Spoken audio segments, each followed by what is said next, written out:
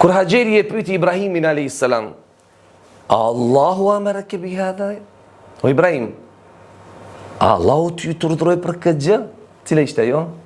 E mor Hajerin dhe Ismailin e la me një vend shkret të tirë. As ujë, as buk, as njerëz, as kafsh, kur që.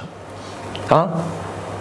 Dikush me të lanë, në fush, ku ka pema, ka fryte, ki me utut.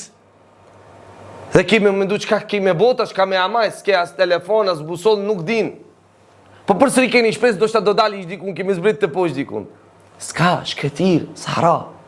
As shpi, as buk, as uj, as familje, as kurgja. Po vetëm i tha, o Ibrahim, Allahu t'ju të urdhëroi për këtë gjë? Pra që ti po na lën këtu në këtë vend? Çka i tha?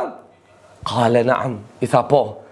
Qalet idhan la yudayyi'una.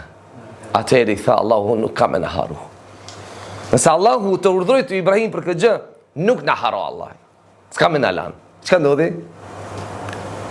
Zemzemi. Miliona njerëz janë të shku. Miliona njerëz janë të e bo gjestin i Hajerit. Sa i Safa Merwa, që është Allah e ka bo shty dhe haqit. Ha? Pse? Për një gjest që ka bo, a ju duke kërku uj për djalin e saj.